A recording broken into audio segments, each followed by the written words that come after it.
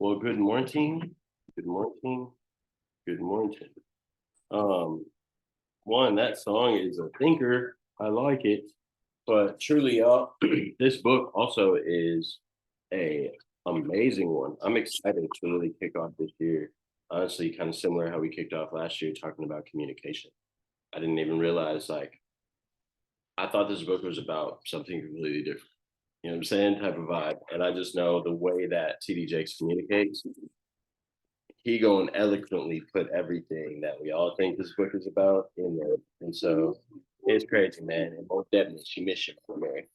But this guy, man, truly, TD Jakes, is honestly a goat when it comes to communication, man. He's one of the best communicators on this planet.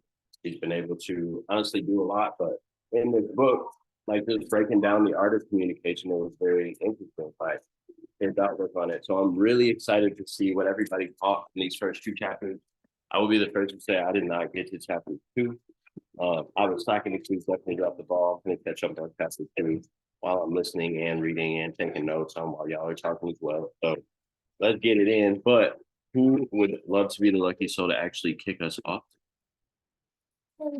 Any volunteers? I'll do it. Yeah, you Oh, what up then? It was intro in chapter 1. Yes, ma'am. Oh, Yeah, and from chapter chapter one. And mine in. Good morning, everybody. morning. I'm just throwing up my notes real quick.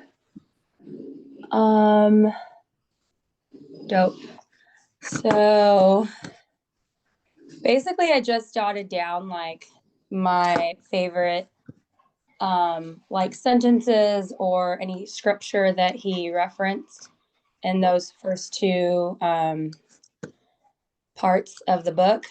And so what I really thought was dope was I was like, don't drop the mic. I'm like, who is this cat? So like I had to look up his like one of his interviews, and he's just, I agree with you, Mikkel, like just the way that he like holds himself, you and just in how he was explaining like Dr. King's like speech, and just like the difference of like how people truly effectively communicate was it, like it just shows that that's like his focus, right? And it's just dope because he says don't miss the opportunity to use your mic effectively ever. And truly some people, like what people say, like your first impression is everything, right? Like, you know, people are gonna think what like a certain way about you basically in the first couple minutes that they meet you, right? Just based off of like how you deliver whatever it is that's coming out of your mouth. And so, and words mean different things to different people. So digging deeper, he says, like when people say something, always kind of mirror them and label like what they're saying by like, you know, maybe saying like, what do you mean by that? And then it gets them to talk more versus you, you know, being the one doing all the talking. And that's what being present really means. It's like, you know, that's what makes the difference when you're communicating with people, not being here or there, like he mentions, but right there in the present moment. And so anyways, he goes on to talk about how language is one of our greatest resources, and your voice is needed. I think about like people who are deaf, right? And how powerful their presence is in a room. I love when I get like deaf patients because it's so special.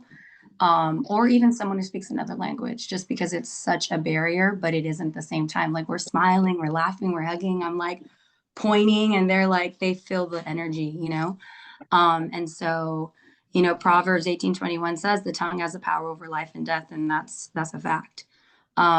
So I think that he, you know, in chapter 1, you know, he talks about the gift of speech, it being a, you know, and so he says, which I thought was so good, he says, enhance your respect for the art of speaking, and to enhance, and then in that it enhances your eloquence as an entrepreneur, leader, pastor, whatever it is that you do.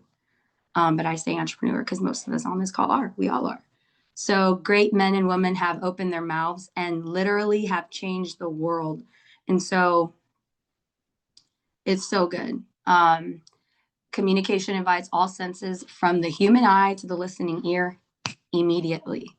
And so, you know, it's not just your body language, but your voice inflections, which I've learned through sales training, you know, doing cold calling, how imperative it is to ask a question and pause and let it just ride. Let that inflection ride. It's crazy, but too often we feel like we need to fill gaps of silence in by just talking and asking another question.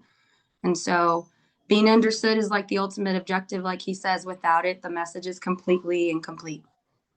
Therefore, ask yourself next time, who are you listening to on a day-to-day basis, he says, and more importantly, who is listening to you? And I was like, ooh, I kind of checked myself at the door on that one, because sometimes when I'm talking, like especially to my really, really close friends, family members, whatever, I'm just like, you know, silly and just me, but my nieces and nephews are listening to what I say. And so every moment's like a teaching opportunity. So I'm going to definitely start to instill that more. I'm really excited for this book. He says the foolishness of what was preached to save those who believe is what the Bible tells us even God used. So it's so, so good. I love everything that this man talks about. Language is a gift, unwrap it and maximize its full potential to influence your life at all times, no matter what. And the more you utilize all available resources to convey your message, whether it be a reel, a story, or whatever, a picture, the greater your impact. And so that really, in a nutshell, was my takeaway from the first two parts. And I'm so excited to see you guys. I love y'all so much. I'm gonna call on someone. I'm gonna call on Caroline.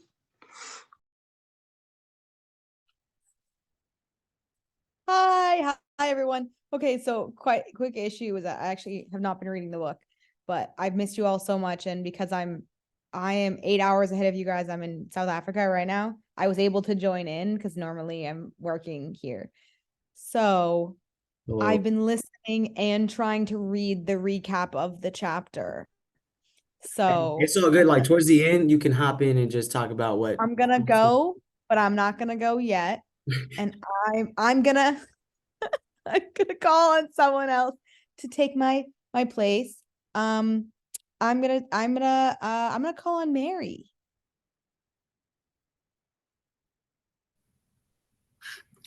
That sounded weird. Nobody ever calls me Mary. I'm just kidding. Can y'all hear me okay? All right. So this book is really good. I have listened to TD Jakes for many years. I remember sending Marcus sermons while I'd be listening at work. And this man is super, super powerful. But the intro talks about how how coronavirus had us all kind of get in a whole nother different state. Like we became so isolated. We don't know or feel what it was to have communication one on one. And we still have a problem with that. I tell my girls all the time that they really don't understand what it is to have a real conversation face to face. Marcus and I talk about this all the time, how, I used to blame it on generation, but honestly, I think, TD Jakes really kind of pulled it off by when he said, it all started when those conversations were no longer because we had to isolate ourselves. He had to isolate in his church preaching by himself, which I'm pretty sure that kind of made him feel some type of way being a pastor, but he still had a job and a duty to do. I had wrote down a few things, And the first one I put, a mic drop moment conveys the powerful and resonates impact, but it can also mean fumbling those same opportunities. So if you don't engage with the people who you're talking to, you don't feel like, and I've had this before where I'm talking to somebody, but they're there, but they're just not there. And it's the worst feeling ever. You've got to be intentional. You've got to be genuine. You've got to want to pay attention and listen to what's being told. Now, of course, I'm going to hit the highway if it's a conversation that is just not what I'm about now, because, back then I was antisocial. I didn't like talking to anybody. I was here. I remember moving into Kyle, and Marcus told me, Mom, why don't you go make friends? Yada, yada, yada, And I'm like, son, I don't give two whats. I'm here to raise you, and that's it.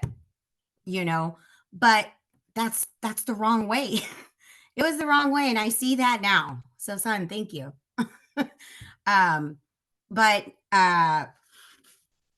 let me see. Into chapter 2, the gift of speech. I really like this chapter. I wrote down the same thing as Michelle spoke. The tongue has the power over life and death. And that's Proverbs 18:21, if anybody wants to write that down. But we have a significance of speaking and the powerful gift of communication, which is what we do, in this business, being an entrepreneur, doing, doing the whole nine. Somebody like me not being able or comfortable to speak just to anybody makes you go outside of your box. But it talks about how in the pandemic,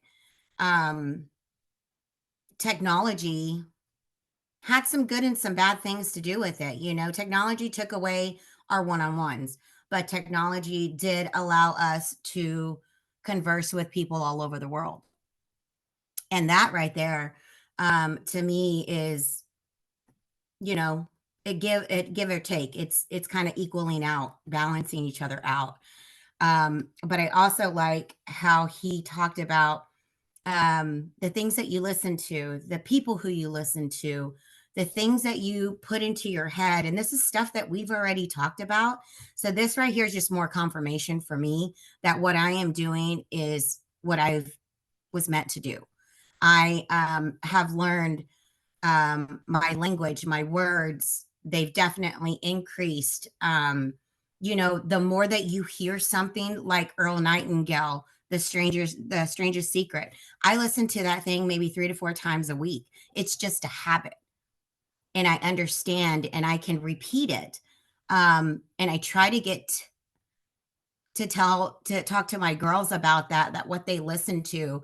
Like, don't just get up in the morning and listen to this rap crap, and I'm like, it's too early for that. I'm not about that.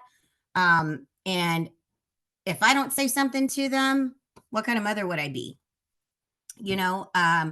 But when you listen to somebody who catches your attention, you start to speak like them.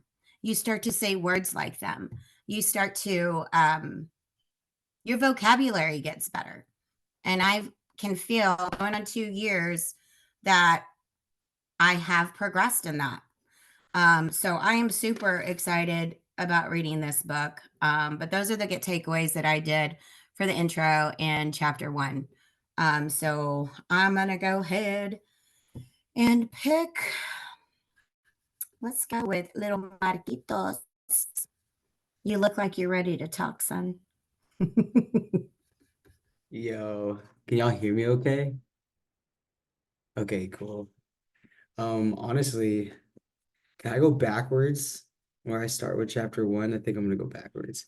Okay, just because I don't know if it's because it's the first thing that's there. but I also don't know if it's because like we get so lost in what's talked about in the chapter that you have to also take in consideration like every word has a meaning and what the message is being said. So the first sentences literally set the pace so that you can understand exactly what the chapter is, one, going to be about, and then two, allow your attention and focus to be on what the author's trying to say.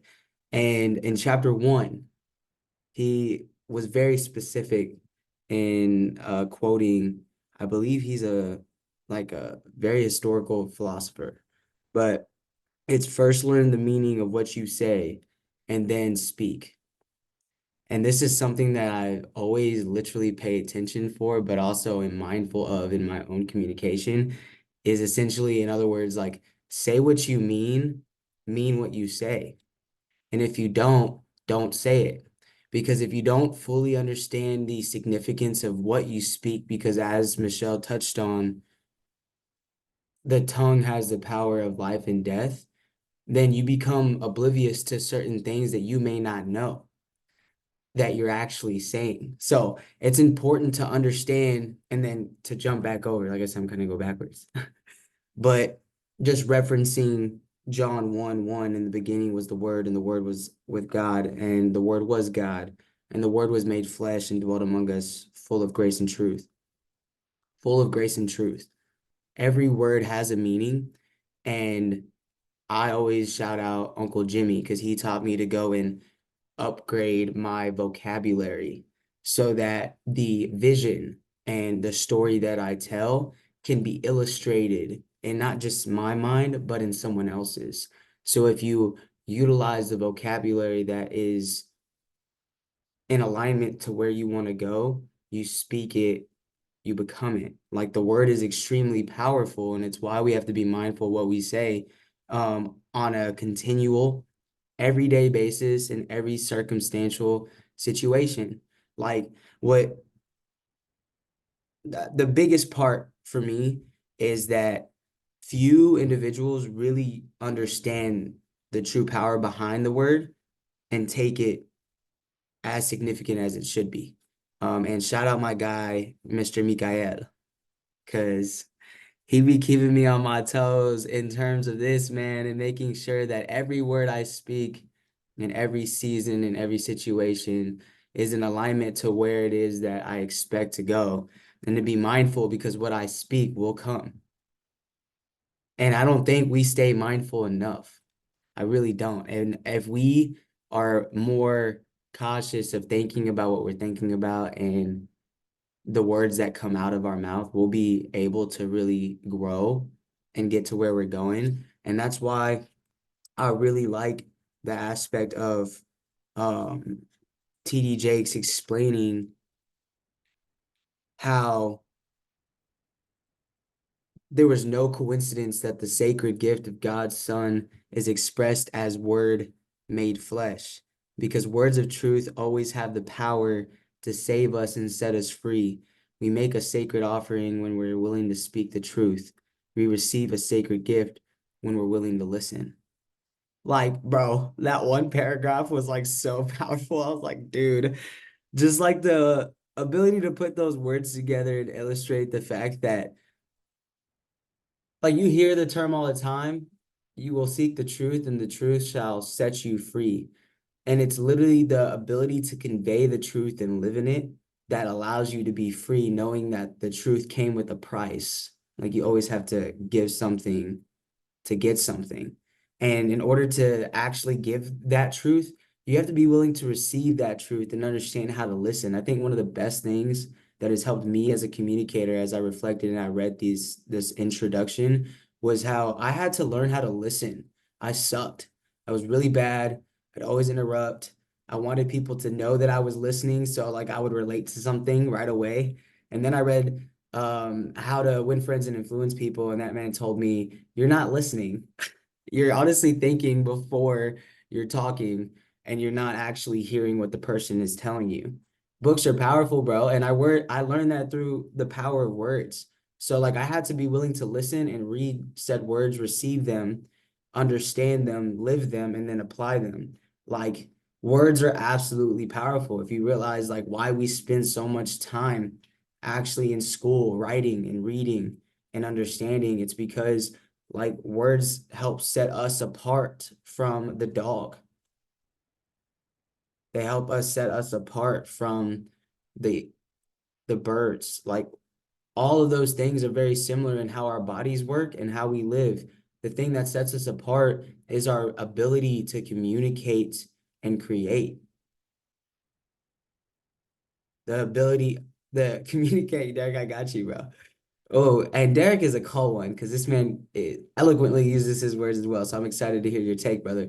But what I got from that paragraph was also confirmed through experience. So here's what I want y'all to know.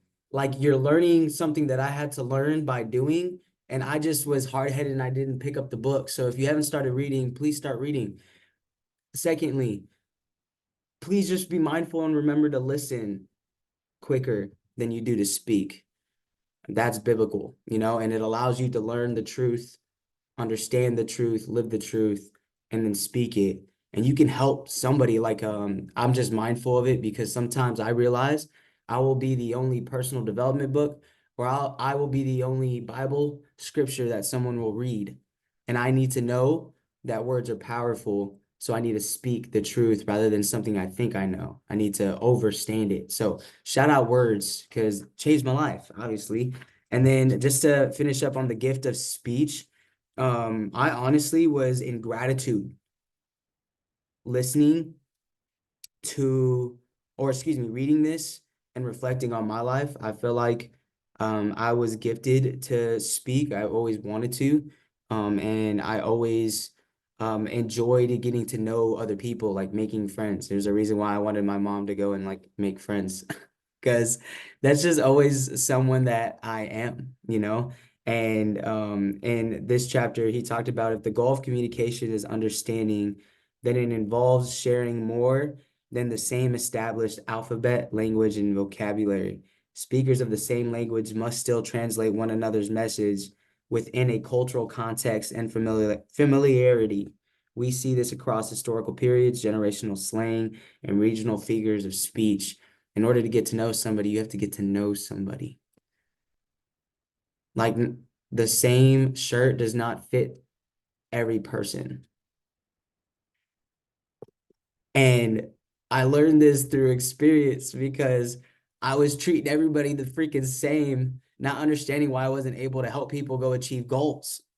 You know what I'm saying? I didn't take the time to really sit down and listen to people and see exactly how I can help you win. Like, for example, shout out Miss Alyssa on the call and Amber.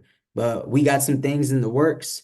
And before we could move forward, we all took a step back. We're like, hold on, let's make sure we're moving with intention so that Alyssa gets what she wants, so that we can all grow together. And that took us communicating so that we can explain and understand where we're at and where we're going. Like, and that required us to be willing to understand one another.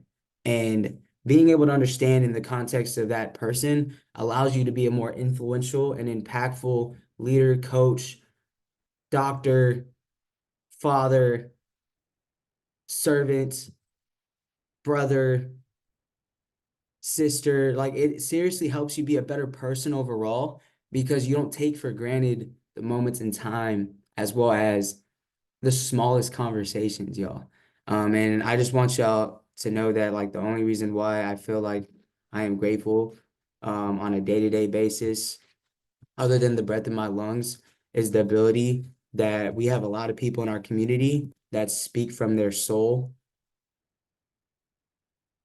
and it's absolutely amazing. And I know that's only possible when you're right around amazing people who develop an environment like that. So reading that entire aspect just allowed me to understand that we were able to really intertwine different perspectives, different backgrounds, different beliefs, and different systems in order to meet one vision and one goal. And a lot of us are stepping for Christ, like, and that's a blessing. I've always wanted to be surrounded by that. And like, look at y'all. And it's not even everybody on the call. So I'm just grateful, truly. And I'm just excited to see how this allows you guys to take the mic that you all have and really step into not only 2024, but in 2025 and after fully. As honestly, Juliana, shout out you. You said this on the Bible study, but it allows your walk to become your stage. You know what I'm saying? Like you literally get to live it, yo. You get to actually share it, and then you get to actually help others go and do that too. So, one, I appreciate everybody helping me grow in my communication. Like truly, every single one of you guys has helped me grow in one shape, way, or form in how I communicate. And I'm excited because I know that overall we're just gonna go and impact not only each other but a lot of people in that process. So that being said, I'm gonna pass this thing to that boy Derek. Much love, man. Go ahead. Hey, what's good, y'all? Happy, what is today? Oh, shoot, I almost got hit by a car. Speaking of the power of words, excuse my language. Um, Marcus, I appreciate you, bro, for just being who you are. Marcus McKell and I were on a call yesterday, and I actually haven't read the book either, but we were just kind of openly discussing TD Jakes and just the power, the impact that he has, right? And I love what you said a second ago about um hearing different perspectives. Hold on, let me take my headphones off. I'm sorry. Can you guys still hear me? Can you okay, okay. So I think it's really important that we understand just in general, like Marcus said, the importance of reading the word, because reading the word changes your vernacular. Vernacular is your everyday language. So if you're somebody who is constantly tapped into the word, you're somebody who's constantly seeking not just the hand of God, but the face and the voice of God, it changes the way that you hear things. It changes the way when you wake up in the morning, when you allow yourself to be open to the voice of God through understanding what his voice sounds like, right? You wake up in the morning and you may be in a space where you're struggling, where you're dealing with stuff, but you hear your thoughts become that of God, right? And as you dive into the word, you understand how God communicates. And then we're able to communicate that same way. My nana always told me, like, you have to, because I talk a lot. So, I mean, I feel like I'm around, like, that's why I bang with Marcus, because Marcus talks a lot too. But like my nana always said, Derek, you have two ears and one mouth for a reason. My nana was like Jesus's heart in human form. So she'd be like, you have two ears and one mouth for a reason. She would always say that. And I didn't really understand the depth of that until I got older, because for one, it helps you to gain when you go through life and you do twice as much listening as you do talking. One, you protect yourself from, like Mama Mary said, unhealthy conversations that I'm just gonna reverse out of that conversation. Because if you go into a conversation, doing 90% of the talking, you can't even protect yourself from from opening yourself up to a space where it can potentially be destructive, right? So I think that listening to people, putting yourself in predicaments where you're, I don't know who Emrod is, but I think she was talking. What is your actual name? I don't want to call you Emrod. You can call me Emerald. It's Michelle. Okay, I didn't know if that was like a thing. Okay, cool. Well, you were Yeah, talking it is earlier Michelle, about man. your patience, about the fact that there is an international um language that doesn't require words. Patients that are deaf and are that speak a different language than you. Under being in places like that, in circumstances where you're forced to communicate with somebody's spirit through, your understanding of God, that allows you to not only gain the ability to listen well, but you develop empathy and discernment. And I think a lot of people lack empathy, because I don't want to say a lot of people lack, that's kind of negative. I think that it's important to cultivate the skills of empathy, because that allows you to understand, like Marcus said, being able to speak to somebody and realize, oh, I cannot talk to this person the way that I would talk to everybody else, because this person is on a different level. They're not below me. They're just on a different level. They're not, I have to be able to listen to somebody's story, hear the testament behind their words. So listening is so much more. You can hear, but listening is so much, talk about the gift of speech and the gift of communication. I would venture to say that 60% of effective communication is actively and intentionally listening to somebody, and not just what they're presenting to you at face value, but what's below that, you know? So that's just my whole thing. Shout out to y'all. Y'all are goats.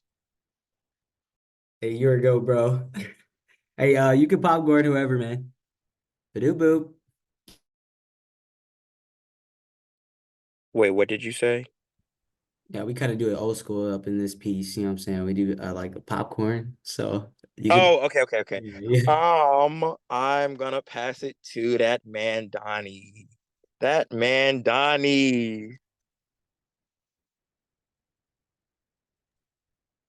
What's poppin', everybody? Mikhail, can I'm over here, got his laptop going. But y'all be spazzing so far, dropping the mic, but picking the mic up, holding the mic, and dropping it, bringing some sauce and value. Uh, but Derek, I appreciate you. Truly one of one. Marcus, Michelle. Um, whoa. I did not get to chapter one. I read the introduction, but I've read this thing before, so it was definitely like a recap. But just seeing how it is that I've grown and what it is that he talks about and how to engage your audience through specifically virtual communication, because more so he talked about in the introduction how the impact of COVID had on his church and the world, and how people effectively communicated. And so far, like, we see people still affected by how COVID affected them. Not a lot of people are as social as they used to be, and it comes to us where we pick up the mic and we really go out, use our effective communication to break open those shells in people to help them grow. And it's something that I appreciate Michaela Marcus for, because and Michelle, everybody on here, because truly they be helping me in how I communicate and the words that I say, how I say them, how fast I talk. Do I mumble? Because I used to mumble a lot. And so to get to where I'm at now, just understanding how it is effective communication is with connecting and listening to people, understanding who they are, asking the right questions, and then really just engaging a conversation through having people talk about themselves rather than you talking so much about yourself. And in that, just understanding the perspectives of what Marcus was talking about, because there's a whole nother level to communication, especially spiritually. We had a great conversation the other day, me and him, and it was like, yo, as he was speaking, as I was reading, it just like came together, and everything has been aligning lately to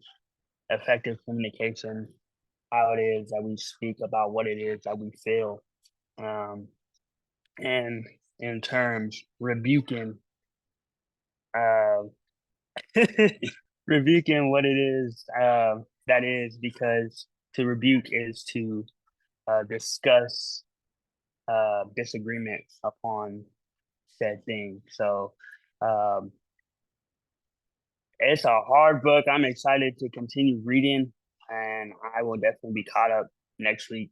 But appreciate everybody. I'm gonna go ahead and pass this thing to boop boop boop boop. That was Juliana. I've been excited to talk. Okay, thank you.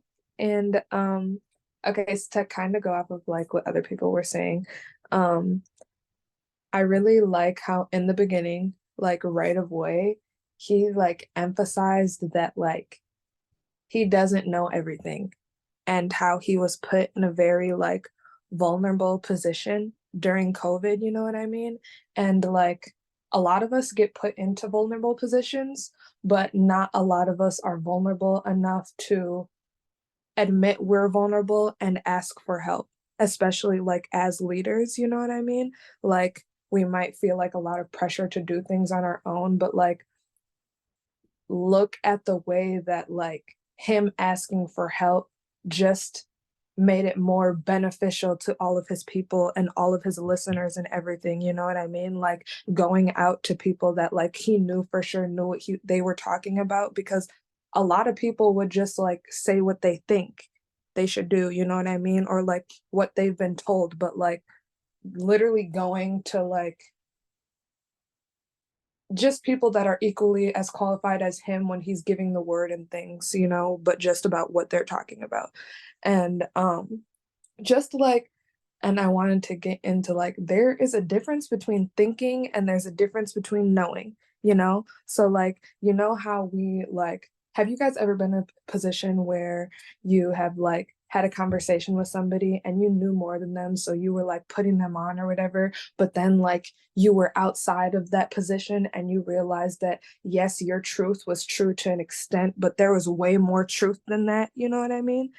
Like I don't know if any of you guys know, but I've been in that position before, and just like because you don't know what you don't know, you know.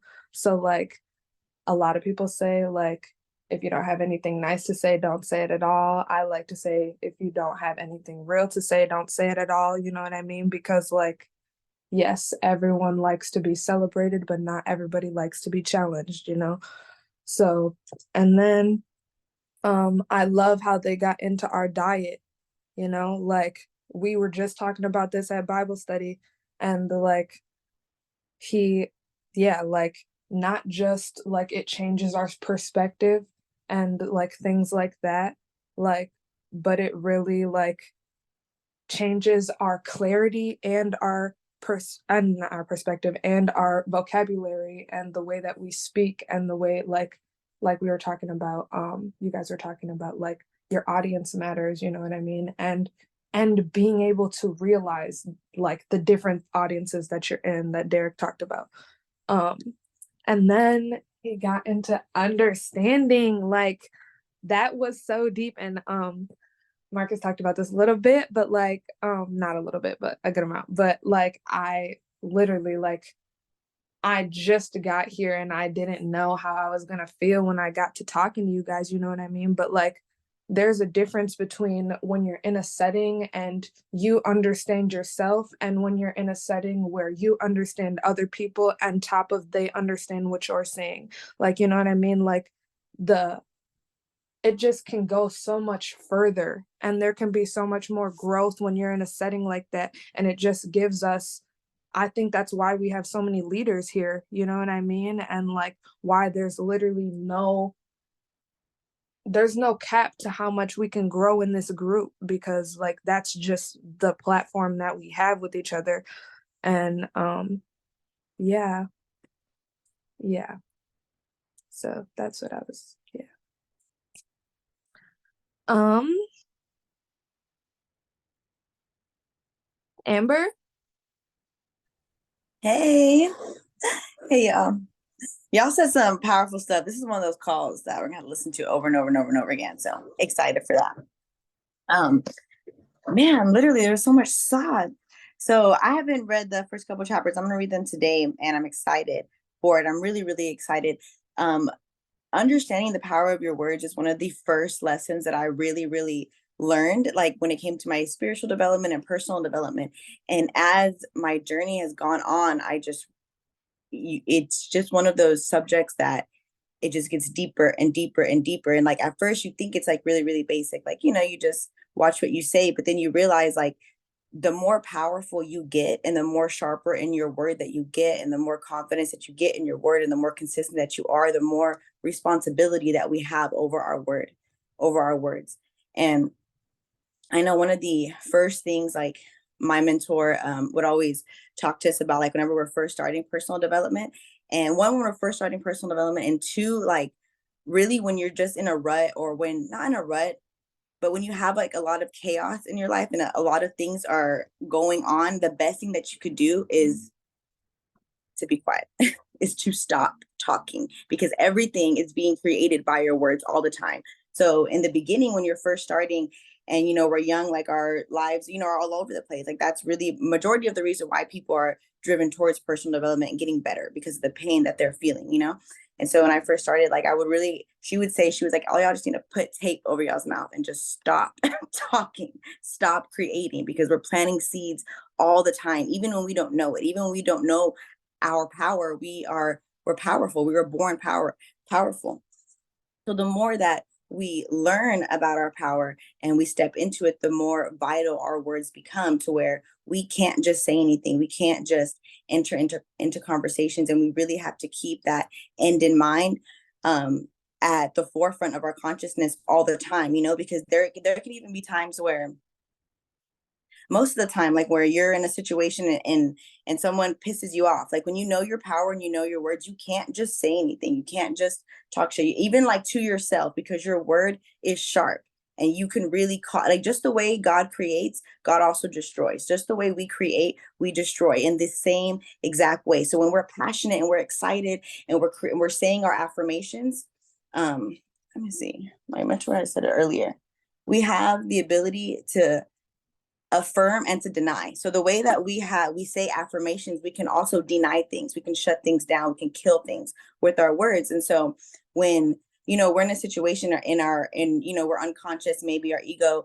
comes up and something happens, we can't just gossip and just talk shit, because we can really cause some destruction like in our lives, So the best thing that you could do is just stop, stop talking. And that's really like one of the things that I've just been thinking about more and more, and how y'all had mentioned earlier about guarding our conversations and making sure that we can't just enter into any conversations because we're not aligned with them. The thing is, it's like the power of vibration. Like, yes, we're strong beings and we are holding our vibration really, really high, but if we are unconscious and we step into a vibration where there's a lot of people on a lower vibration, it's going to take us a lot of power to remain in that high vibration, so we want to make things easier on ourselves and not enter those situations as much as we can. And when we do see ourselves in those kind of situations, that are just low vibrational, and I mean, that could mean just even being with your family, like going home for the holidays and being around people who don't believe in the way that you do, instead of arguing and entering these conversations and trying to convince or speak your truth. Like the best thing you could do is just be quiet and just be, and just know the truth, and hold that vibration high. One of the biggest things that I've learned in the past 6 months, especially, with TGF and continuing to be a student and to be a leader, is to be quiet and to listen as much as I can. Every single thing that's happened in our entire lives. But the more conscious I get, anytime I've made a mistake or had a situation that I just wasn't proud of or whatever, it all started right here with my mouth. Me talking about it, even to myself. So one of the things that I do every single day and all the time is because the way that we create with our words, we can also destroy. And so, of course, we're not perfect. We're going to slip up. There are things that we're going to say that we shouldn't say. And so the way that we can create with our words, we can destroy. And so if you ever catch yourself in a situation where you just you're talking shit or you said something that you don't want to manifest, you don't want to grow, you can literally just say, cancel that. Just say, God, cancel those words out, cancel out what I said, cancel out all of that. And your words will really cover that. Just the way that it created, it would also destroy. And so that's a consistent practice that I always use. It's always in the back of my mind. Every time I'm speaking, if I catch myself in a situation where I'm oh, no, I need to stop saying what I'm saying, or even if I'm frustrated about something, whenever we are, the thing, when it comes to praying, whenever we ask, when we ask, we use our words to ask. And then what happens when we get outside of prayer, sometimes we contradict what we just asked for. Right. And so I'm not going off on a tangent. I'm done. But I'm just saying your words are powerful. Okay. And be very, Amber, very can you mindful call on of me them. when you're done? Sorry, I didn't mean to cut you off. I thought you were done talking. I am so sorry. Call Oh on me yeah, when you're no, done. 100%. And do when you're done. All right, guys. What was I gonna say? Okay, let me just get this last point. When it comes to praying, one of the things that I was telling Marcus whenever it was the event, and we, they were doing the most to get the event started. We were all praying, getting on calls together. And I remember Marcus had called me, I think the day of or the day before the first event. And he was like, yeah, we're getting stuff done. He's like, let's just pray for a second. I did. And I stopped him. I was like, hold on. I was like, before we start praying, I was like, we're not going to sit here and ask God to make this event happen. We already did that multiple times. The vibration of asking and the vibration of receiving are two different vibrations. You can also ask and receive at the same time. And so whenever you pray one time, you pray for it literally one time. God, I asked for $10,000. The next words that come out of your mouth are the receiving of it. Thank you, God, for it already being done. And then you never ask for it again because it's already done. And I know it's difficult sometimes because we forget, but it's a practice. So love y'all. Derek and Juliana, take it away if you wanted to. Thanks, Amber. I didn't mean to cut. I really thought you were, when you said you were done, I thought you were done. So my bad. I really like what you said at the end. I forget what exact scriptures, but there's a scripture in about Daniel when Daniel was asking and fasting, and when the angel finally answered his prayer, he said it was already done the first time you prayed it. So I really like what you said about asking for that thing, being in a position or posture of expecting there to be an answer, not the answer that, the answer isn't always yes, but expecting an answer, right? And you said before I spoke to you, you said something about all of the words, all of the times when you've made a misstep, it's all started with your mouth. So there is Michelle Williams, who was in Destiny's Child. She had like a really, really public struggle with depression. She wrote this really great book about using faith to overcome mental health struggles and really checking in with yourself. And that doesn't necessarily mean like, oh, I'm depressed today, but it's checking in to figure out what thoughts are being put in your head by the enemy and where have you gotten out of alignment with what God has said about you. And she went on this on the Breakfast Club, and she was speaking, just speaking prophetically, allowing herself to be a vessel to get to the masses. And she said the law of reaping and sowing doesn't care if you're ignorant to the law of reaping and sowing.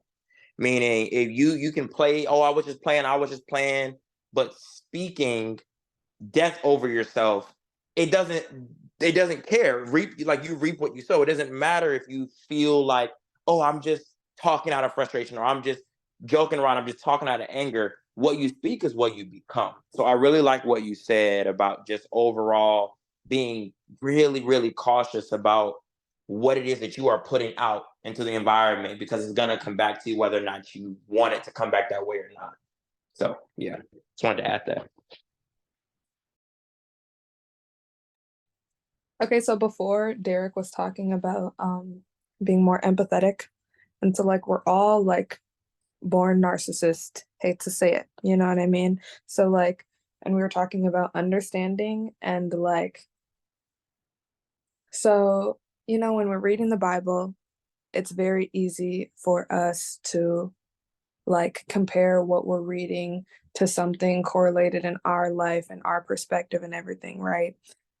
It is very hard for us to read the Bible and look at God's perspective of it. You know what I mean? So like listening and like working to listen intentionally, like with a purpose, not just listening to what they say, but listening to actually like understand can help our perspective and our level of empathy. Yeah, that's it. Let's see, let's pick someone. Matthew next. Ooh, what up, y'all? Hope everybody's having a blessed Saturday. Your boys' allergies are kicking my ass right now. Sorry for the language, but so I'm gonna get through this. Honestly, this is one of them ones, and honestly, I can't wait to actually start like diving into it, because I started to read it this morning when I woke up, and just hearing everybody's I guess point of view is crazy, because if y'all know me, I'm not the most talkative person.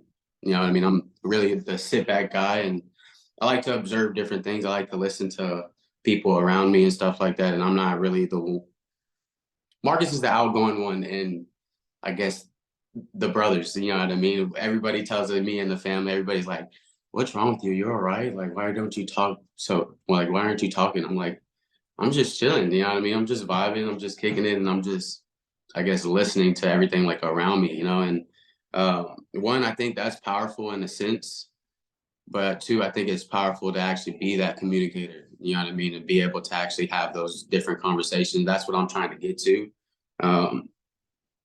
You know, and I think one thing that a lot of people don't really understand, sometimes it's not what you say, but it's like how you say it. You know, one thing can one thing can resonate with somebody completely different than somebody that's in a different position. You know what I mean? It's like Marcus says it when he does his. He used to say, I don't know if he says it anymore, but he used to say, like, you know, if you say pit bull, some people will think about the rapper, other people will think about the dog. You know what I mean? And when you're actually aware of who you're talking to, when you're actually aware of where they're at in life and what they're doing in all aspects and what they're trying to get to, you can actually effectively communicate with them and not just talk just to talk. You know what I mean? There's sometimes where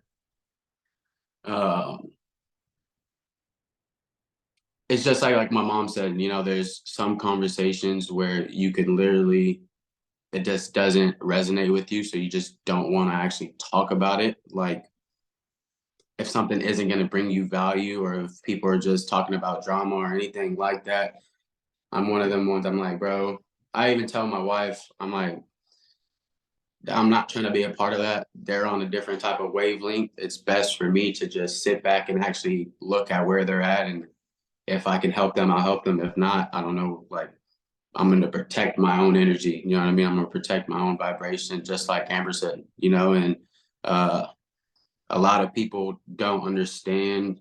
A lot of people will think, you know, with you just listening, are you not talking as much, that like something's going on with you, or that something isn't right or anything like that, you know? And like I said, I get that a lot just because of how I am and who I am. Me and my mom are kind of the same person in that sense. Back in the day, like I would not be doing this call 2 years ago. I would not be talking to any one of y'all. I'm telling y'all, if y'all really knew who I was back before I am, or back before TGF and ATX and DMM, I'm not the same person. And, you know, it's just gradually working on those steps, gradually working on those communication skills, gradually taking the time to actually observe people and actually observe what they're talking about, and seeing if those morals and those values fit your values and fit your morals. Because it's not what you do, but it's who you do it with. It's not what you say, but it's how you say it. You know what I mean?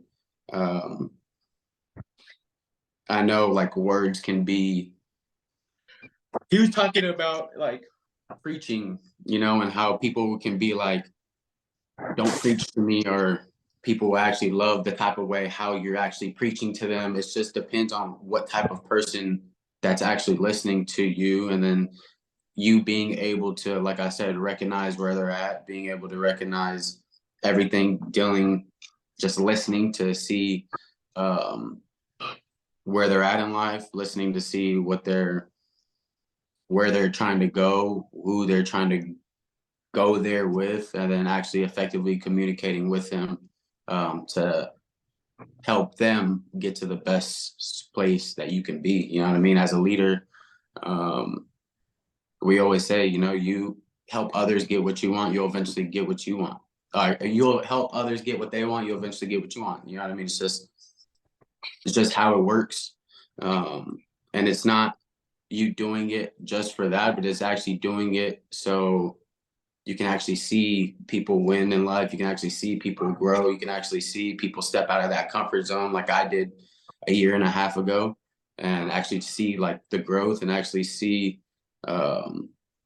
everything that like y'all are doing. You know what I mean? And honestly, I can't wait to actually dive into this book more because I be seeing that man, Pastor TD Jakes, on a bunch of reels. I be posting them on my stories a lot as well.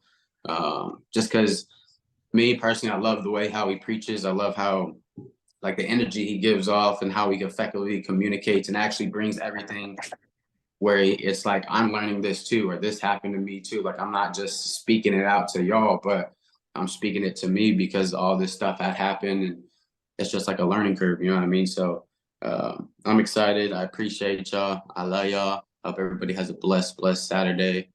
I'm gonna pass it to. I'm passing it to Alyssa. So Alyssa, you got it. I felt it coming. I felt it. I knew it was my time.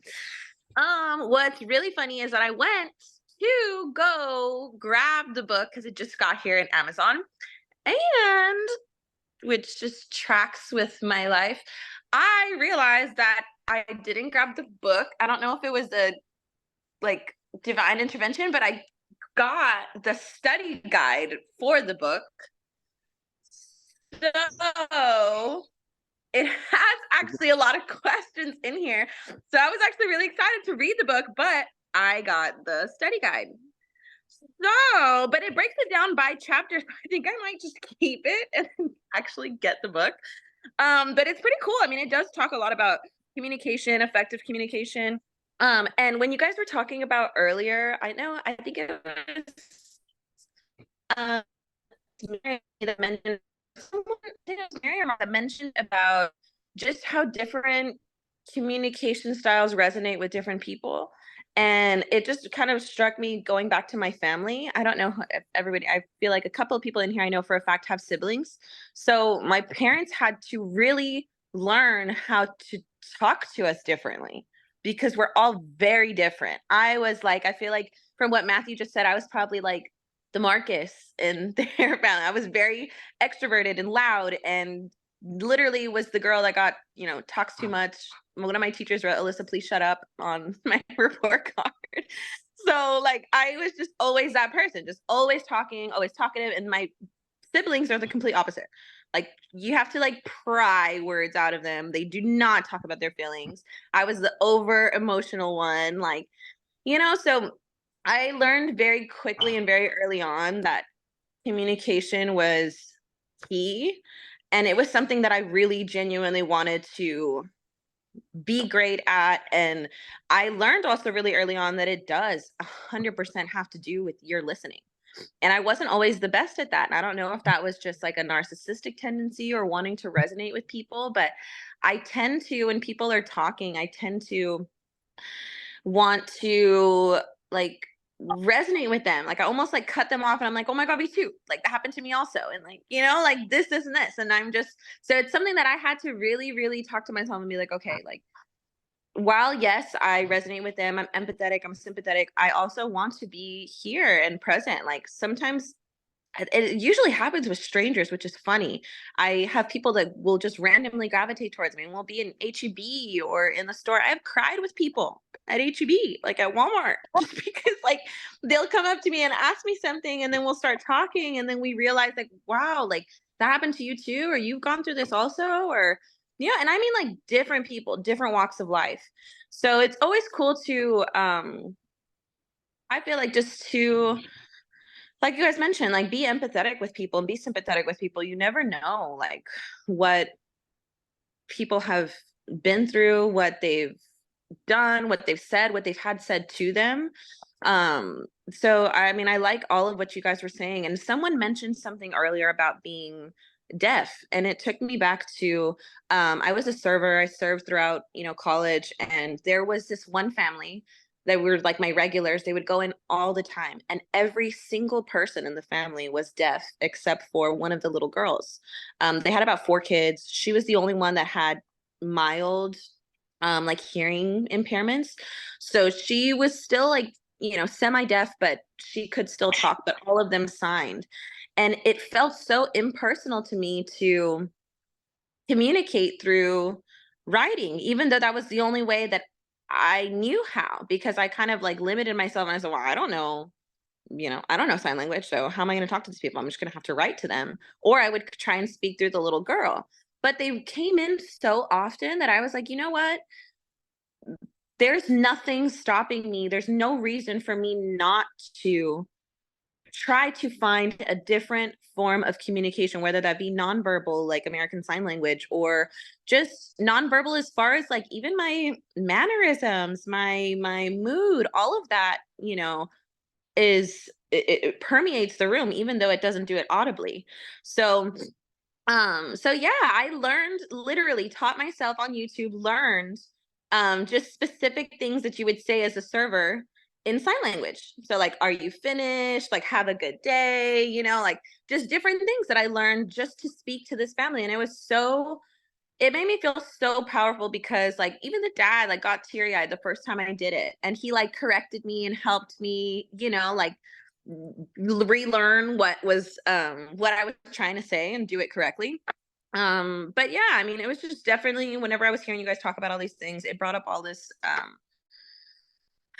just all these like feelings towards communication, and in my own sense too. Like I know that Amber was talking about, like words cut deep. Like there's definitely like a sharpness to words for sure. And when I feel like in the way that I grew up, it was very common for me and my family to like hurt each other with our words, like to be very intentional with like digging deep or hitting you where it hurts, or you know so it was just something that I definitely wanted to unlearn as an adult and be effective. Like I get joking around and stuff, but I was like, dude, I want to be effective. I don't want to make anybody feel the way I felt when I was growing up sometimes. And so it's a whole like full circle moment for me, especially, being a communication major and studying it in school. It definitely brought to another level. So I'm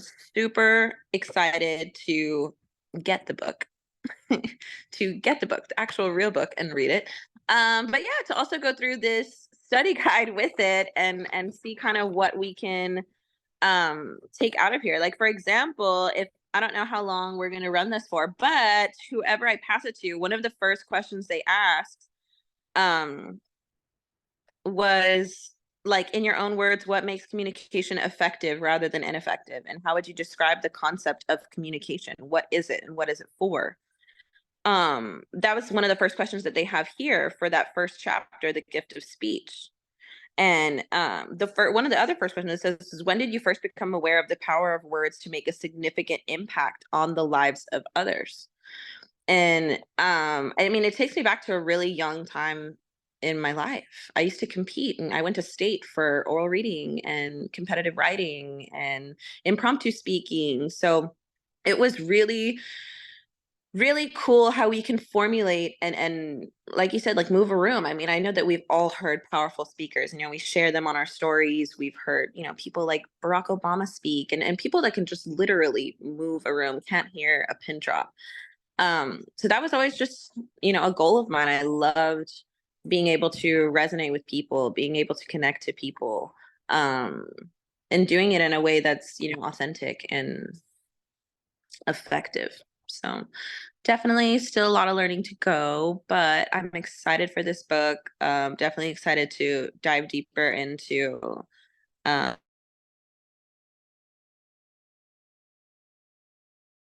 communication and how that looks for each person. So yeah.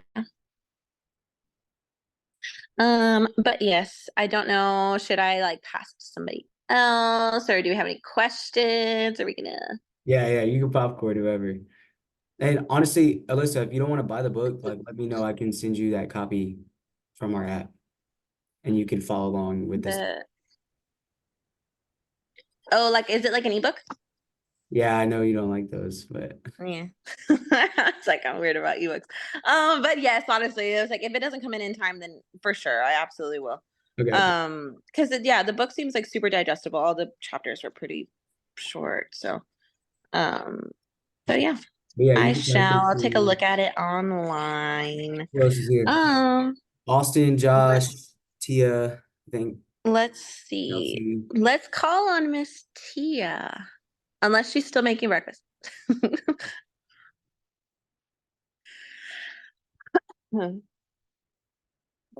She just said she's not ready. It's a lot going on in the household. Hold on. Okay.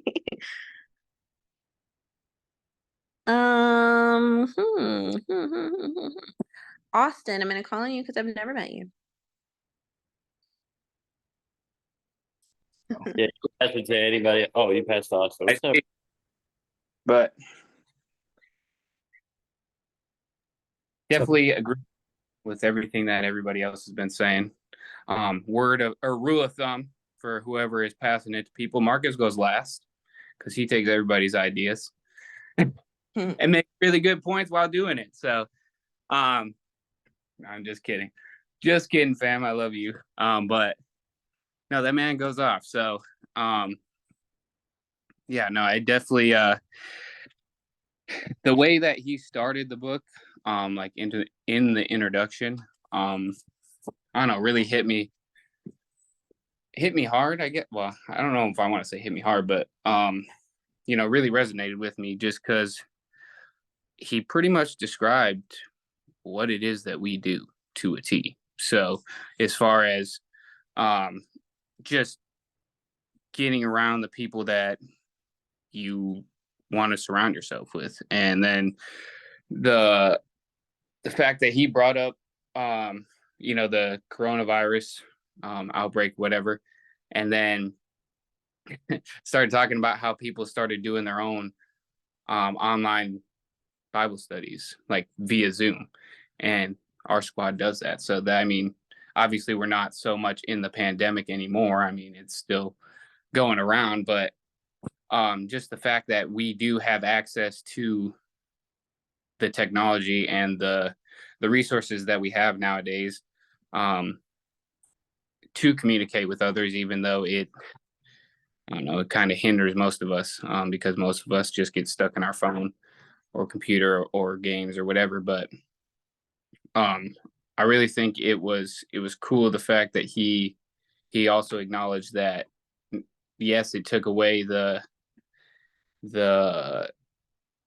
physical intimacy with other people, but at the same time it allowed for us to kind of tap into the fact that we can literally impact people all around the world through a monitor, you know what I mean, through Zoom calls, through text messages or Facebook messages, whatever, DMs. But we have more access to people than we've ever had, and a lot of us just don't open that line of communication with other people. They really don't, and me included. Like I really resonated with what Matt said because I am extremely introverted.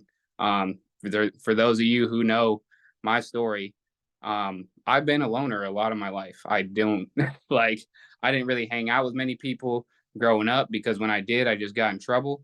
So, I just really, I don't know, that the communication part for me has been one of the hardest parts to overcome because I'm not used to having to talk to people, or not even having, but getting to talk to people the way that we do now. I just really never communicated like that before, but it's been amazing to just have the knowledge that I do now in order to effectively communicate, and the people around me that challenge me to get outside my comfort zone and to really start to push myself in especially the communication part of it, because I do not like to open my mouth to strangers. I just I don't know, something about it just is nerve-wracking to me sometimes.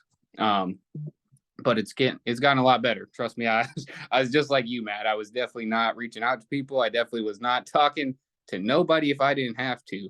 And I'd be happy with just staying in my room, honestly, before, all of this process started. But it's been really cool because, we get to read books like this and bounce ideas off of each other and really get to know other people. And I think that's the area that's the hardest for me, I guess, is just my mom, great communicator. Like she talks to everybody, doesn't, which is completely opposite of me. Like my mom knows how to come up with questions out of the blue, whatever. Like I tell her all the time, you'd be great at network marketing. You just don't. You just don't do it. Like you literally talk to people just how we talk to people all the time and without even trying. You know what I mean? So, but I don't know. I don't know where I was going with that, but just I don't know. I never really getting back to the book, I never really thought before, joining like a community like this or diving into the personal development part of things, like how important it is to listen. I know a lot of people have touched on it, but I listened to, don't remember what episode, but it was in my Ed Milet's podcast. And he was talking about how a lot of people, when they're listening to somebody else talk, they're already thinking of their response. So they're not even in tune and present with what people are actually saying to them. So you are already thinking of what you're going to say without actually hearing what the other person has to say. So you're not really effectively communicating. So, and that's been like something that I've been working on too, within myself, is really just slowing down my brain, because my brain goes a million miles a minute. And so just really being able to slow it down, listen to somebody else talk.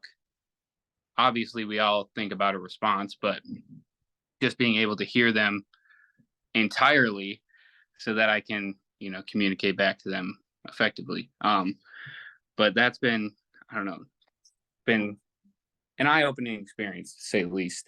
Just really talking to people, talking to strangers, because I, like a year ago, I'm pretty sure I was strangers to all of you. So it's just amazing that, just that, appreciate y'all. It's just amazing that to see how far not only I've come, but all of you, because we were all at completely different point last year, before, we all kind of got connected. Because I remember seeing Marcus and Michelle and Dylan down at Break the Code, not knowing them from John down the road. All of a sudden, a month later, we're all, What about me? connected. Oh, Donnie, sorry, boy. If it wasn't for Donnie, I wouldn't even know any of you. So shout out that man. I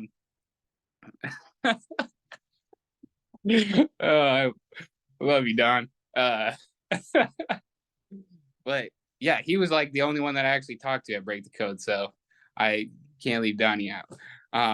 But as far as squad goes, but yeah, it's just amazing the opportunity that we have, the opportunity that we have to really get to know other people and help other people genuinely and authentically, because I feel like a lot of people just don't have that. They just don't have the people that are willing to listen wholeheartedly. That there's a lot of people willing to give it advice, but not a lot of people like to intake, like can't remember, I'm pretty sure there was multiple people who said it, but just being able to intake the criticism as well, and being willing to do better, which has also been a learning process for me, because I used to hate criticism. Like I would get mad, not gonna lie.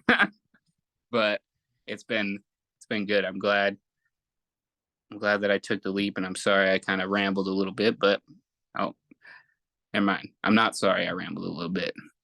Shout out Marcus. But I don't know who hasn't gone yet, but Josh, Kelsey, DeAndrew, Caroline. I know Caroline said she wanted to wait to the end, but Why everybody be forgetting me, bro? oh, but Kale, you can go, Oh, bro. Mikael. Sorry, bro. It's because you opened the call. Y'all be doing that to me when I open. I've seen you. You can go on. I'm just right around here. No, honestly, I've been sitting here like listening to y'all, and it's crazy because all the stories that I wanted to tell that related to this book got told on this call. It's crazy. You know what I'm saying? The talks that me, Juliana, Donnie, and T had last night, the talk that The one thing I didn't hear that was said was a really cool moment by Marcus yesterday. He gets in the car after that meeting with Alyssa and Amber, and he FaceTimes me and he goes, "Bro, I have gained new understanding." And I was like, yo. So with that, it rang out in my head, and it's kind of the one thing that I didn't really hear too many people talk about either. So I'm going to talk about that point in chapter 1 where you talked about lost in translation. So, one, the goal of communication is understanding. Period. It's to, at this point, I'm going to take these downstairs. So this is the point where I get overwhelmed when they're like, or not overwhelmed, but I just kind of, it's right here, baby. Boo boo. Bam. This is why I go in the office, y'all. Don't fall. Every look, you're right. We don't make it. Eagle tooth upstairs. No, I'm just playing. If y'all know, you know. You know what I'm saying? You had to be at the kitchen table for the eagle tooth joke last night.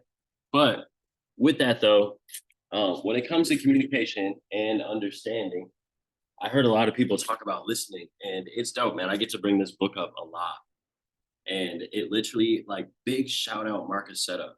Literally, if you don't know who he is, go on YouTube, go find out who he is, go watch all the recaps of the events that me and Marcus went to for the last decade of our lives.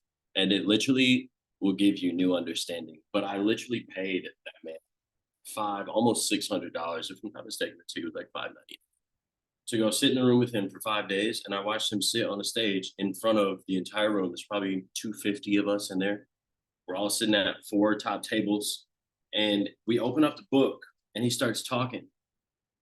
And that man, for 5 days, without ever looking at one of these books, this book is 214 pages long. And that man said every single word in the book. And here's what's even more crazy. Like, on top of being a very high paid tape recorder, because he's made well over $30 million in network marketing in his career. But aside from that, literally 75% of this entire book is literally about listening. He spent 3 out of the 5 days that we were there and literally just spoke about listening. Listening is the one skill you need to master in order to be an effective Socratic seller. As a matter of fact, listening is the one skill you need to be an effective communicator. It is one of the most important skills you need to be happily married, to be a good parent, to be effective at virtually anything that involves other people. Most people are terrible listeners. They put virtually no energy into it. They really don't even see why they should be bothered with it. They focus on talking, and that is a huge mistake. The key to being a great business person is to ask the right questions of your prospects and then listen intently to what they have to say. Then help them get what they want. It's very simple, but virtually nobody actually does it. And all in all, like, what we really teach here at TGF, way down past everything, is how to effectively communicate. And you step into a room and you stand out. Why? Because you listen to people, because you bring a different energy, because people normally, 95% of people walking around out here are walking around like dead zombies, period, with no spirit. And they don't understand. They're looking in their phones and they're gaining no understanding. Because quite honestly, and he talked about this in chapter 1, and I felt it hard. He talked about how we've gained so much with technology, but we've lost so much with our actual, like, physical memory. And I was like, yo, he's actually snapping right now. Like, how often do you sit and watch a video and you hear and see the video, but you don't give yourself enough time to process before you flick to the next video? Sometimes it takes you watching it 3, 4, 5, 6 times. This is why views are such a thing, because subconsciously it takes a little bit of repetition for you to actually learn the information and gain that new understanding. So with technology, it really inhibits a little bit of that skill, and it makes you work harder than we naturally had to as human beings. And the reason why majority of people fail is because they're not willing to put in that part of the work. Literally, they don't want to pick up the book. They don't want to sit there and listen. They're impatient. They're thinking about the next thing that they got to do. They're thinking about a million other things except for the person that is actually speaking in front of them. So, one, translation is huge. Understanding is huge. And with that, if the goal of communication is understanding, this is TD Jakes, then it involves sharing more than the same established alphabet, language, and vocabulary. Speakers of the same language must still translate one another's messages within a cultural context and familiarity. And we see this across historical periods, generational slang, and regional figures of speech. This is funny to me because I thought about like he was talking about how he started saying like there's something in that milk that ain't clean after he heard it from one of his friends. And it's crazy because like all you guys have definitely been a part of squad for a little while. And I be noticing little things that I say that all of a sudden y'all be starting to say. Like y'all remember when boop became a thing and now about 90% of the squad just be popping in there with boops in their natural vocabulary. It's crazy. So like all of these things, even Matt just understanding, like, I don't know if Marcus still says it, but he used to say it, pitbull. Like there's these things that we literally just naturally pick up on because we're around each other so much. So if you're around effective communicators, if you're around great communicators, you naturally pick up this skill, which is why we literally emphasize plugging in. Because where else do you have a culture like this? Please tell me, because I ain't gonna lie to you, I've been in this game 10 years and I don't have one like this. I've been around effective communicators and they've never created effective places like this where all those people can get in the same space on a consistent scheduled basis to consistently work on their brain and sharpen their axe. It just doesn't really happen like that. And that's why I'm so grateful for not just the vision that God gave me with TGF, but the vision that God gave each and every one of you guys to bring you to this space on a Saturday morning and sit here for an hour and a half, almost 2 hours with us. It's actually a vibe. Like, I was like, man, we going long today with this one of them ones, like for real. So I truly appreciate everybody just really getting lost in the sauce here, truly, and just gaining understanding with everybody. He talked about because speech is reflective and reflexive. That's a bar right there. Reflective and reflexive. When you speak, you are telling me more than the sentences that you construct. I am gathering information from both what's spoken and from what's suggested by the way in which you speak. This kind of interpretation often gets labeled as impression, as in the good kind that you want to make in a prospective employer or an attractive date or a new neighbor. Many times we may not realize how much we convey beyond what we actually say. And like, I screenshotted that because like that whole paragraph, I really think that everybody should read it 15 times today and really like gain a new understanding for that one. All of us. I had to sit there. I literally screenshotted it and cropped it just so I could put it as a new background on my phone. Because truly, when it comes to communication, we got told a lesson the other day. We were sitting down with a guy who's a top income earner and good friends like with John Maxwell. This man's been all around the planet, worked with some of the top of the top. Met him at CLA. Big shout out, Christian Life Austin, one of the best churches in the country. But with that being said, we end up sitting down, we chopping it up, and he goes, hey, I want to give y'all one lesson. Don't ever say network marketing. Say direct sales. And I was like, why? Like, at first I was kind of taken aback, like, how you just gonna not say the name of the industry? And he schooled me. He was like, yo, the name of the industry is actually direct sales. Network marketing is actually a slang term for those that were not in direct sales to describe exactly what we did in direct sales. But also, network marketing has this negative connotation behind it. Whenever you say it, I still get the negative twang in the back of my brain from it, period. And I've been doing this for 10 years and it's absolutely changed me and all my friends' lives. So I still get it. And if I still get it, so does everybody else in the world. So with that being said, direct sales, no negative connotation, period. Same thing that is solar, insurance. Everybody on this call got insurance. A direct sales rep sold it to you, period. That's a direct sales company. And so look, period, all that I have to say. She's literally, hey, one day we're going to come out with a whole TGF collection that just Squad will have access to with all of our sayings. It's definitely going to happen. It's been in the plans for like a year and a half. But with that though, when they talk about just really being able to pinpoint the things that you say and being able to pick up on different things, he could pick up on that I wasn't a 7-figure earner by the things that come out of my mouth, because I'm not as professional, period, in the industry. So look, I'm trying not to like say all my things. You got me over here tweaking right now. I'm like really racking my brain for different words. But thank you for that. I appreciate the challenge, sis. I was going to say, as we go forward, and that's definitely one of the ones. But anyway, pause and reflect and read, because you made me lose my freaking thought. When you are communicating with people, make sure your intention is right.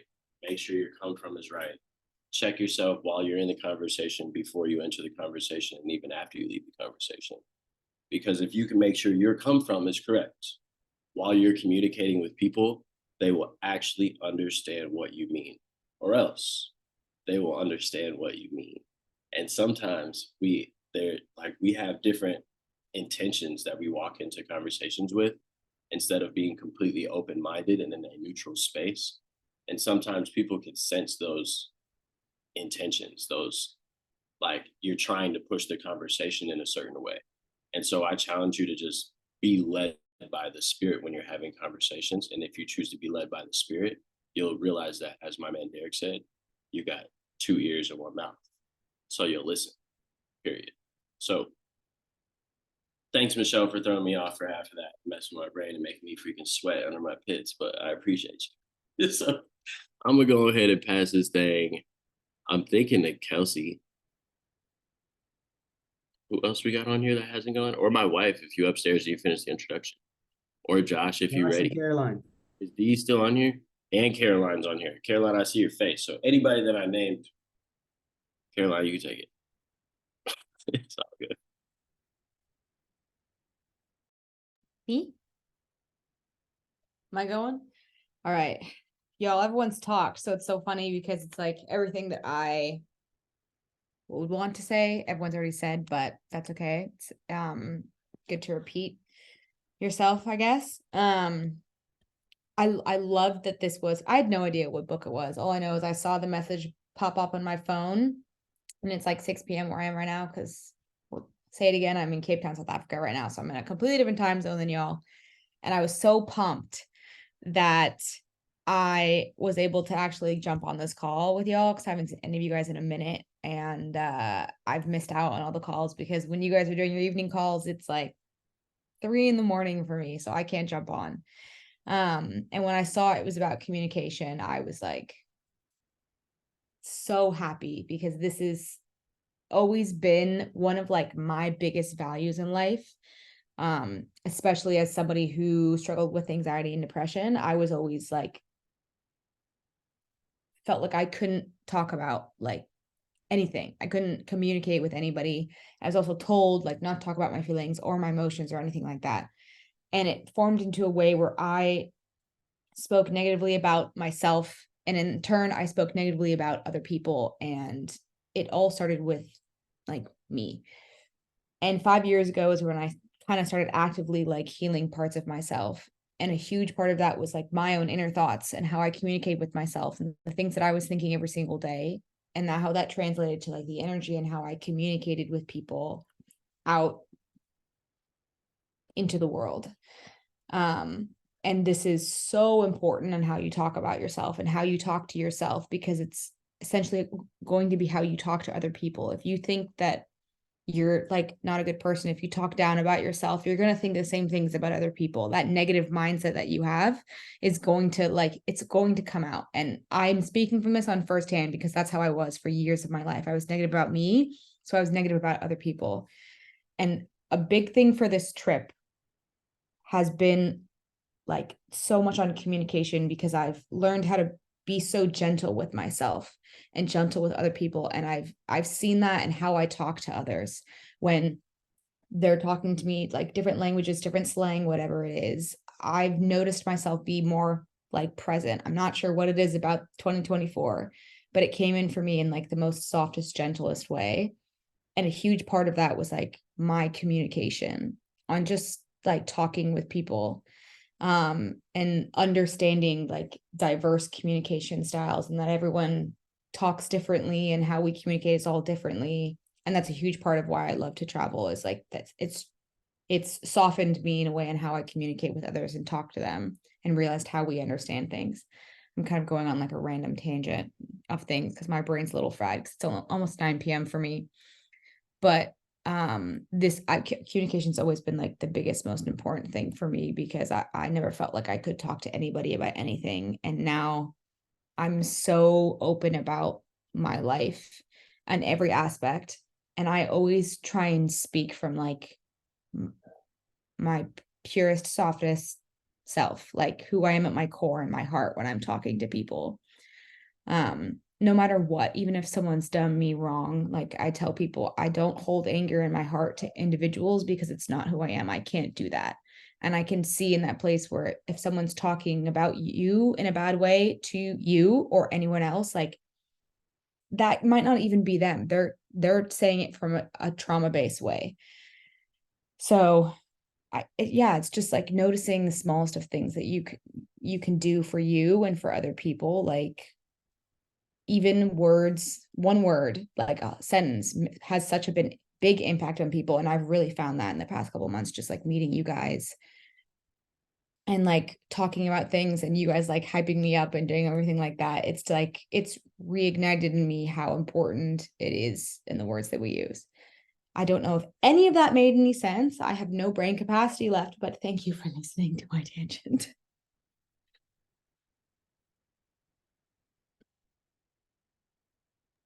I think DeAndre still has to go. Yes. Well, I'm leaving for the gym and I put my book in my bag and I left my bag. And I've been having a struggle bringing my bag and forgetting my bag, but a couple things that I remember, I think I got only through halfway to chapter 1. This book I had, so I was excited because I was like, I've been wanting to read a book. So this one I'm reading, kind of what a thought that came to mind when I was reading the introduction, um, was how like kind of how y'all explained it already, but how the old ways were different than now based off technology, what access we have now. And what comes to mind is like us giving our kids their phones like at either an early age, or let them use our phones at an early age, and just giving it to them at an early age so that's all they know. And for y'all that don't know, I have 3 daughters. That'll kind of make more sense.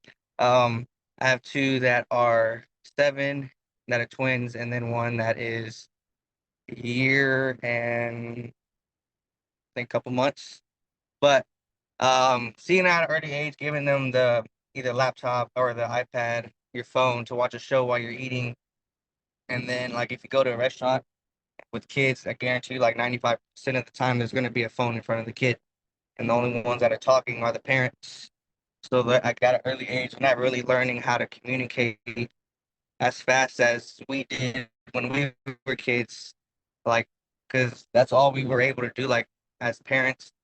Now that we have phones, like we're just on our phones, either working or watching videos. And we give the kids that phone or tablet just to keep them quiet, busy for the moment, but not looking like what that time and what you can do to teach them to get them ahead. But I don't know if that makes sense, but that's like a thought that came to mind. And like learning like now, like sometimes when I'm like, you get like in those parent modes and you're like, no, we're eating dinner without a phone. They kind of look at you like, what? Like, what are we gonna do? Just sit there? And I'm like, yeah, we're gonna talk. And like it gets them like thrown off guard, like we don't ever do that. So, and then like sending them to school, like if they're most of the kids now are shy because they don't know like how to interact with other either kids their age or just human beings in general because they're always just stuck on a tablet.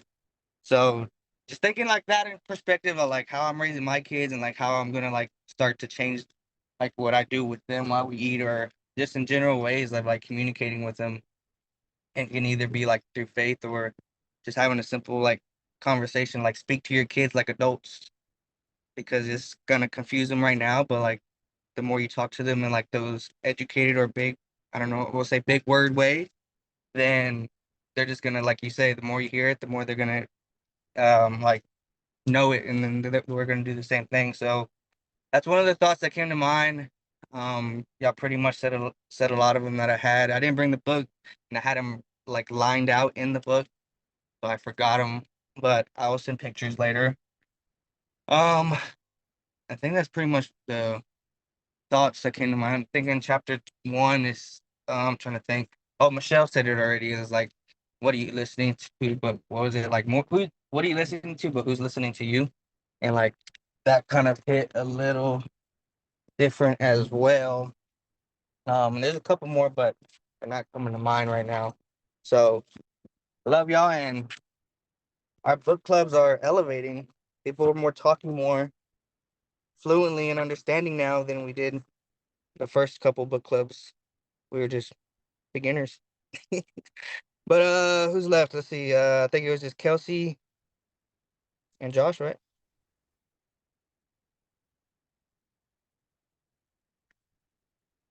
Whoever. I got it. I got it. What's poppin', everybody? Hope y'all are having a great Saturday. It is a beautiful day out here in Dallas, that's for sure. Getting things done, packing up my trailer for the new week, for the second week of 2024. The start has been amazing. The energy has already been great.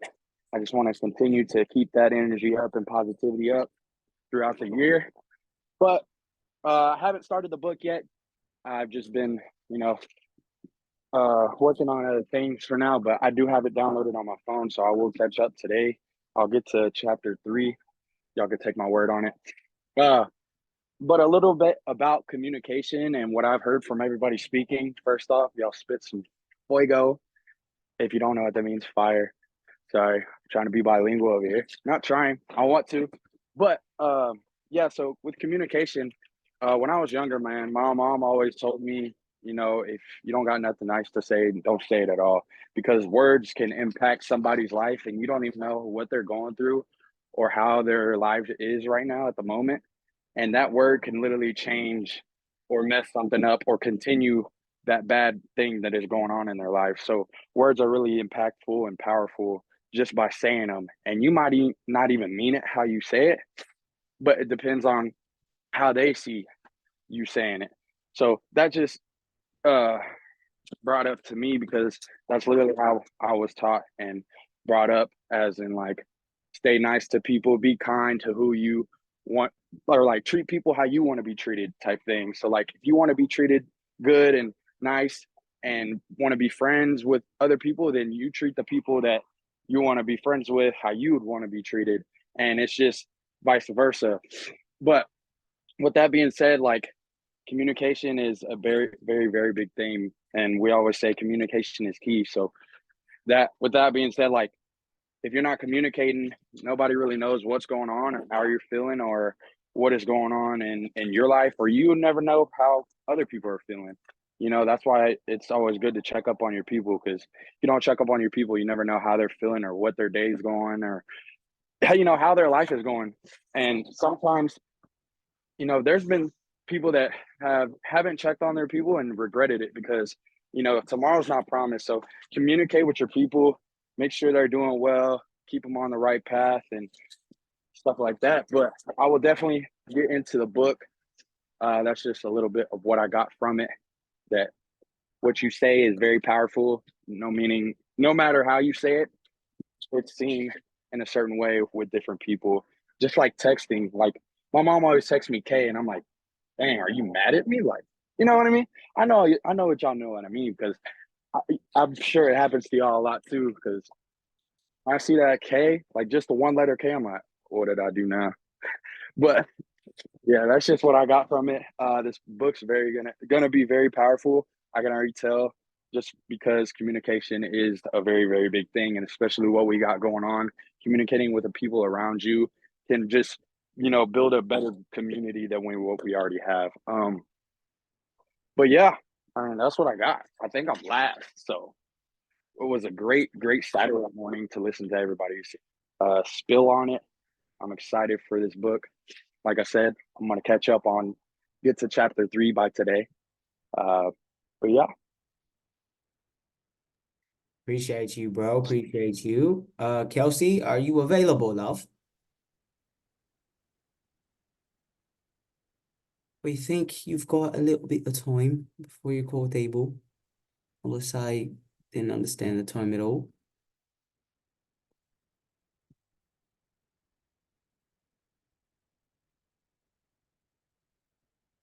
Austin, do you know what your partner is for Digital Dynasty?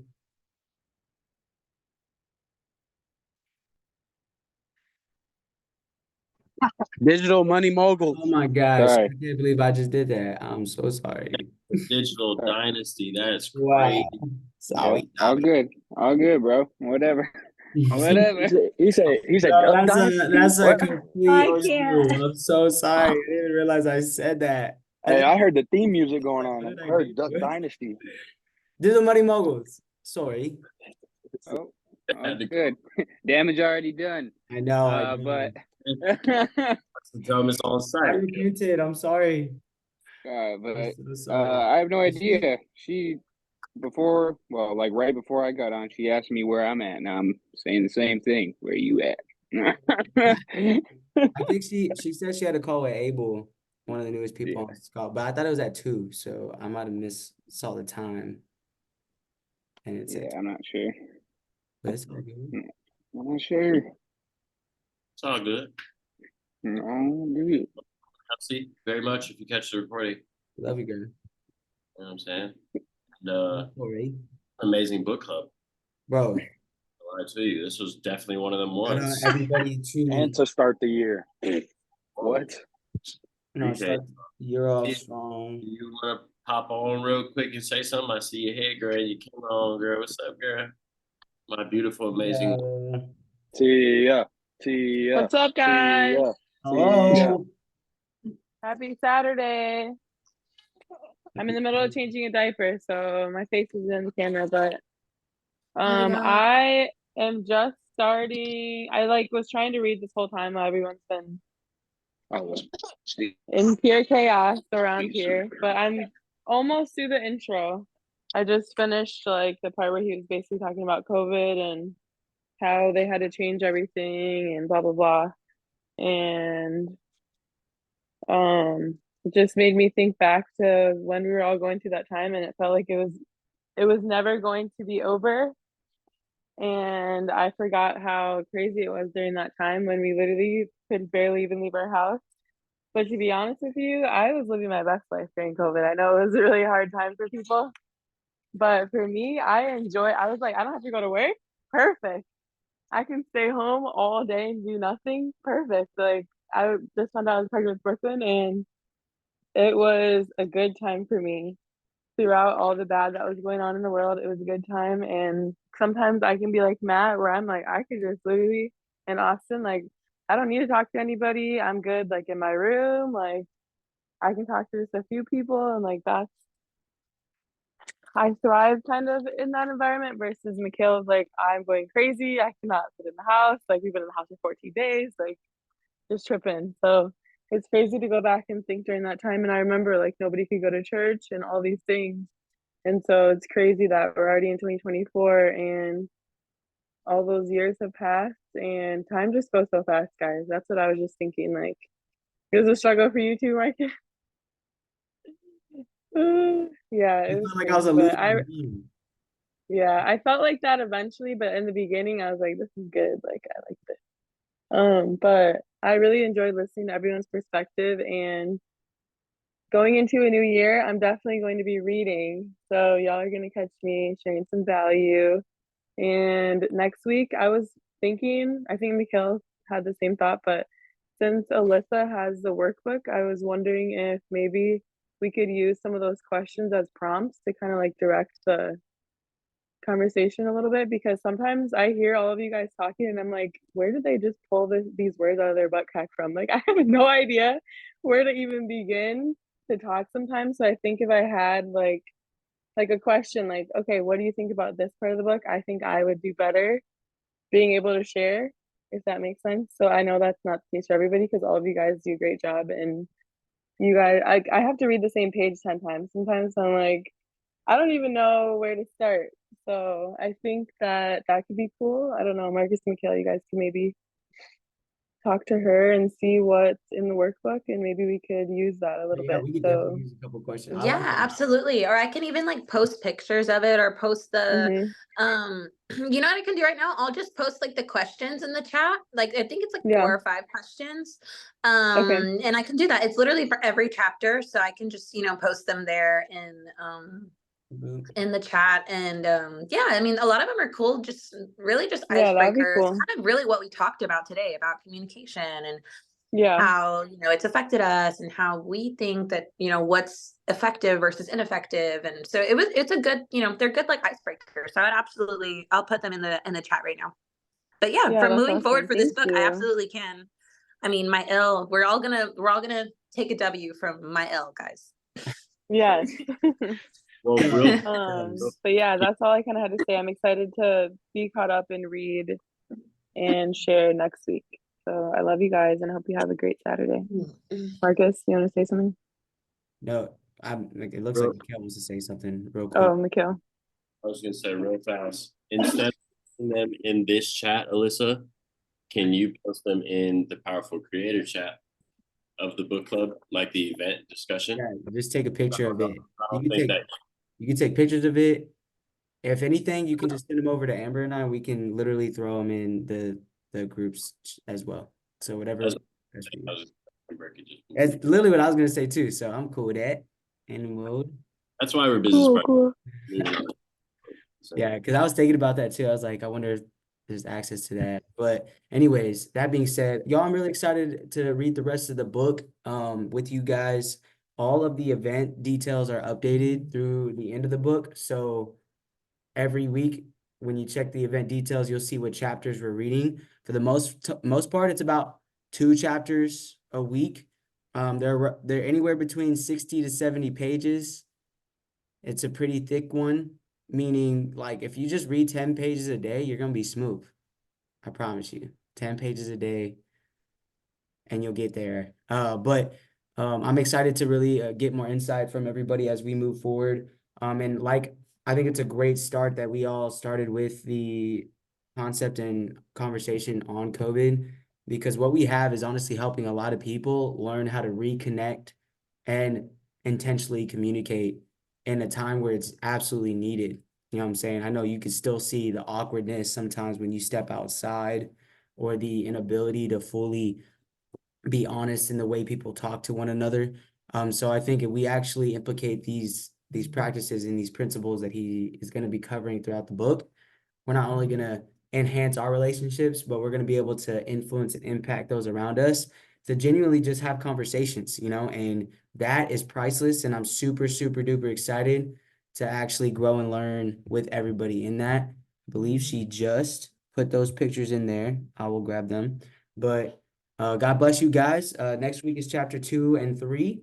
And yeah, we'll see y'all at the top because the bottom is way too crowded. Let us know if y'all need anything. Peace, fam.